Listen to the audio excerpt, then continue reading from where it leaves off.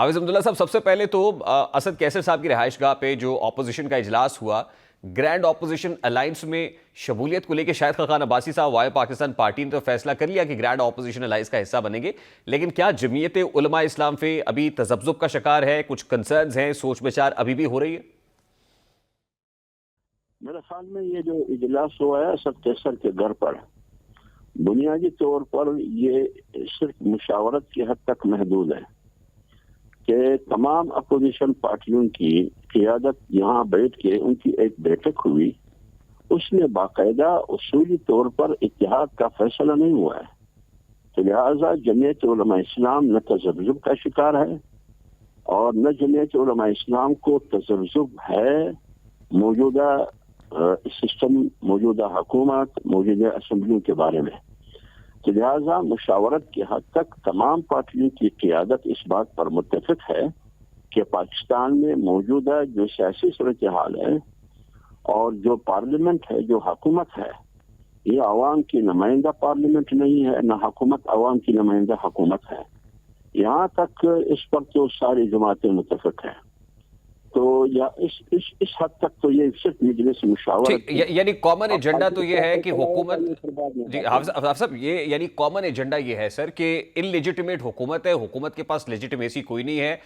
یہ عوام کے ووٹوں سے نہیں آئی ہے، گورنمنٹ دھاندلی زدہ ہے، اسی کو لے کے 8 فروری کو پاکستان تحریک انصاف احتجاج کرنے کا ارادہ رکھتی ہے۔ اگر ایجنڈا جمعیت علماء اسلام فے کا بھی یہی ہے تو کیا جے یو آئی پاکستان تحریک انصاف کا ساتھ دے گی کم از کم 8 فروری کے اس احتجاج کو لے کے؟ نہیں، اس مجلس مشاورت میں جو اسد کیسر کے گھر پر ہوا، اس میں یہ فیصلہ نہیں ہوا ہے کہ 8 فروری کو تحریک انصاف احتجاج کا اعلان کر چکی ہے اور باقاعدہ جمعیت علماء اسلام اس کا حصہ بنے گی۔ کم سے کم جمعیت علماء اسلام کی حد تک یہ فیصلہ نہیں ہے۔ باقی دیگر جماعتیں جو تحریک تحفظ آئین کا حصہ ہے، بے شک وہ اس احتجاج میں شامل ہو سکتی ہے، لیکن جمعیت علماء اسلام کی پلیٹ فارم پر یا اس اسد کیسر کے گھر پر جو مشاورت ہوئی، اس میں یہ فیصلہ نہیں ہوا ہے، نہ باقاعدہ الائنس اور اتحاد کا فیصلہ ہوا ہے، نہ باقاعدہ اتحاد اور وحدت کی صورت میں تحریک چلانے کا صورت میں تحریک چلانے کا ابھی تک کوئی فیصلہ نہیں ہوا ہے۔ کیا جے یو آئی یہ سمجھتی ہے سر کہ گرینڈ اپوزیشن الائنس بننا چاہیے یا متحدہ جدوجہد کرنی چاہیے اس وقت پولیٹیکل پارٹیز کو؟ میں تو یہ سمجھتا ہوں اور جو یہ بھی سمجھتی ہے کہ اگر ہم چاہتے ہیں کہ پاکستان میں رول آف لا ہو، جیسے کہ اس مجلس مشاورت کے بعد شاہد خاقان عباسی نے جو چند کلمات میڈیا کے سامنے پیش کی، جو اس پر مشاورت ہوئی تھی، چند نکات، اس میں یہی تھا کہ پاکستان میں رول آف لا نہیں، اس پر تمام جماعتوں کا اتفاق ہے۔ پاکستان میں آئین کی عملداری نہیں، اس پر تمام جماعتوں کا اتفاق ہے۔ پاکستان میں اسمبلی عوام کی نمائندہ اسمبلی نہیں ہے اور نہ حکومت عوام کی نمائندہ ہے، تو پھر حل کیا ہونا چاہیے؟ نیا الیکشن۔ اس حد تک مشاورت میں ان باتوں پر اتفاق ہے۔ باقی ہاں، اگر آپ چاہتے ہیں کہ ملک میں صاف اور شفاف انتخابات ہو تو غیر جانبدارانہ اور صاف اور شفاف، اس کے لیے ان قوتوں کو جو زر اور زور کی بنیاد پر انتخابات اور الیکشن کو ہمیشہ ہائیجیک کرنا چاہتے ہیں اور ہائیجیک کر رہے ہیں، اس کو انتخابات کی فیصلے سے دور ہونا چاہیے۔ ٹھیک سر، جب رول آف لا کی بات ہوئی اور یہ سمجھا کہ یہ جو اسمبلیاں ہیں وہ جعلی ہیں، تو مجھے یاد ہے مولانا فضل الرحمان صاحب نے پارلیمان کے فلور پر یہ کہا تھا کہ یہ جو کچھ ہونا تھا وہ تو ہو گیا، اب اسی سسٹم کے ساتھ جو ہے گزارا کرنا ہے، معاملہ چلانا ہے، اور پھر ہی 26 کانسٹیٹیوشنل امینڈمنٹ بھی ہوئی، تو اگر جمعیت علماء اسلام فے ساتھ نہ دیتی تو 26ویں آئینی ترمیم بھی نہ ہوتی۔ تو ابھی تو کنسرنز یہ بھی ہیں اپوزیشن کو کہ پھر کوئی ایسی کوئی ترمیم آتی ہے اور پھر جمعیت علماء اسلام فے گورنمنٹ کا ساتھ دے دیتی ہے تو ہاتھ تو ان کے مضبوط ہوتے ہیں پھر۔ نہیں، بات یہ کہ 20ویں آئینی ترمیم سے پہلے جو آئینی مسودہ پیش کیا گیا، جس کو مولانا صاحب نے کالا ناگ اور سانپ سے تعبیر کیا ہے، تو اگر جمعیت علماء اسلام اس کا راستہ نہ روکتی تو آپ کے خیال میں اب آج آپ آئین کا چہرہ کیا ہوتا؟ تو یہ کہ جمعیت علماء اسلام کا شکریہ قوم کو بھی ادا کرنا چاہیے اور تمام قوتوں کو کہ جمعیت علماء اسلام نے حکومت کا اس کالا ناگ اور کالے سانپ کا راستہ روک لیا۔ تو جب مصیبتیں سامنے آئی تو جمعیت علماء اسلام نے اس مصیبت کا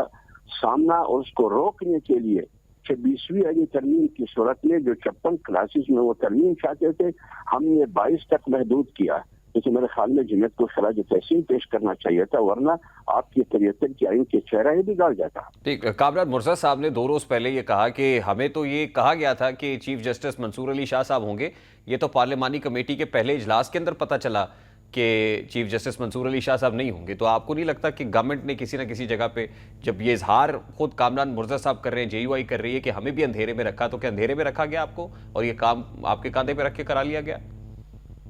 یہ بات صحیح ہے آپ کی، یہ بات آپ کی صحیح ہے کہ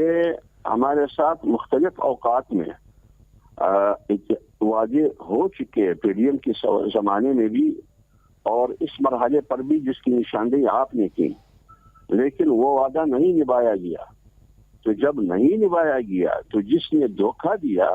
آپ ان سے اس سوال کا جواب پوچھیے۔ ہم تو اتنا ضرور کہہ سکتے ہیں کہ ہمیں یقین دلایا تھا اور ہم نے یہ کہا تھا کہ ٹھیک ہے 26ویں یعنی ترمیم میں یہ ایک کلاس جو آپ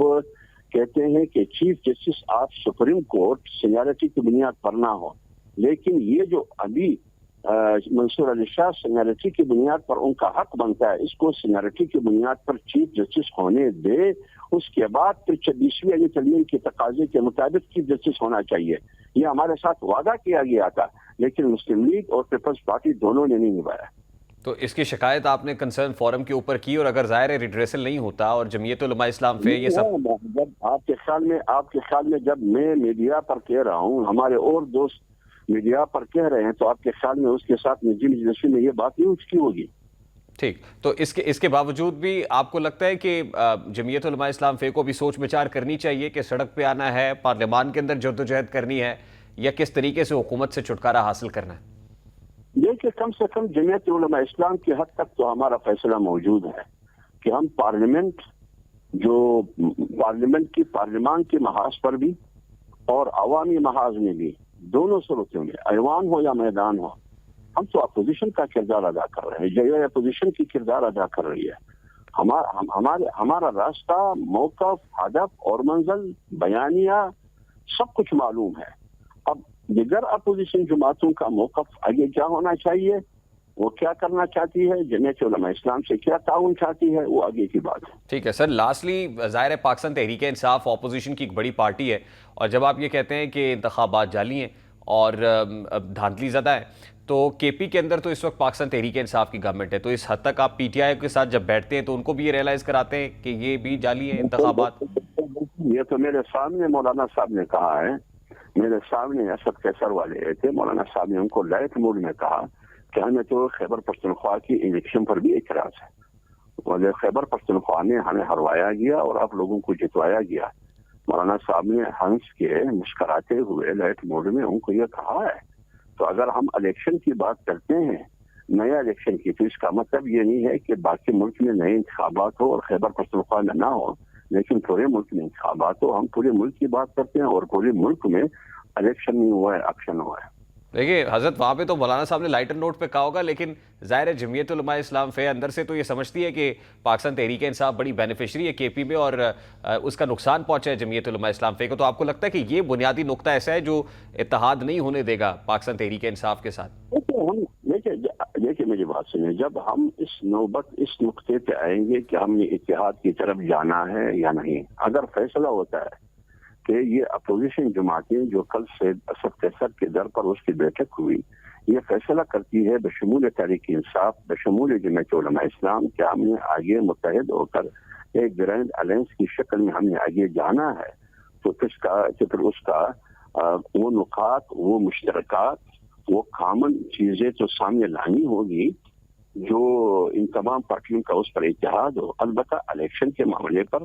جمعیت علماء اسلام کا ایک ہی موقف ہے، اگر الیکشن ہے تو پھر پورے ملک میں اس میں خیبر پختونخوا بھی شامل ہے۔ بہت بہت شکریہ۔